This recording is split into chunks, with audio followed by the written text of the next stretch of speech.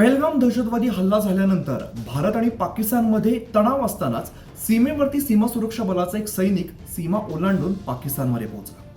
खरं तर ही घटना फिरोजपूरमधील भारत पाकिस्तान सीमेवरती घडली आहे आणि बीएसएफ जवानाने चुकून झिरो लाईन क्रॉस केली आणि तो पाकिस्तानमध्ये पोहोचला. दरम्यान पाकिस्तानी रेंजर्सनी त्याला ताब्यात घेतलेलं आहे.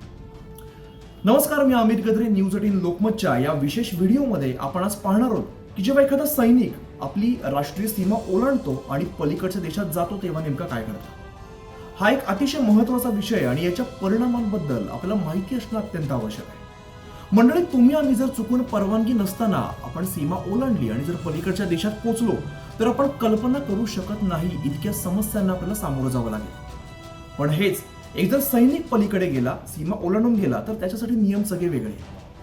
आपण अनेकदा ऐकतो की मच्छीमारांना सीमा ओलांडल्यानंतर पकडलं किंवा गुरं चारणाऱ्यांना चुकून सीमा ओलांडली आणि त्यांना पकडलं.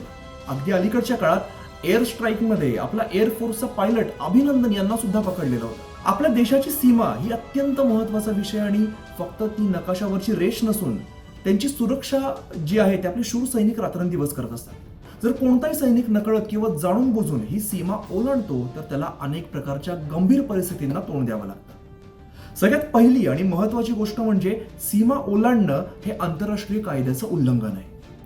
दोन देशांमध्ये शांतता असो किंवा तणाव असो, म्हणजे दुसऱ्या देशामध्ये परवानगीशिवाय प्रवेश करणं हे गंभीर मानलं जातं. जर कुठलाही भारतीय सैनिक चुकून दुसऱ्या देशामध्ये गेला तर त्याला त्वरित त्या देशाच्या सुरक्षा दलाकडून ताब्यात घेतलं जातं. त्याची शस्त्र जप्त केली जातात आणि त्याला बंदी बनवलं जातं. त्याचप्रमाणे अगदी दुसऱ्या देशातला जरी सैनिक आपल्याकडे आला तरी सुद्धा त्याच्या बाबतीमध्ये हेच लागू होतं. जर दुसऱ्या देशातील कोणताही सैनिक आपल्या सीमेमध्ये आला तर त्याला अटक केली जाते, त्याच्या शस्त्रांवरती सुरुवातीला कब्जा केला जातो. आता आपण बघूया की या पुढे नेमकं काय होतं. जर सैनिक चुकून सीमा ओलांडली असेल तर त्याची माहिती त्वरित आपल्या देशाला मिळते. राजनैतिक स्तरावरती बातचीत सुरू होते.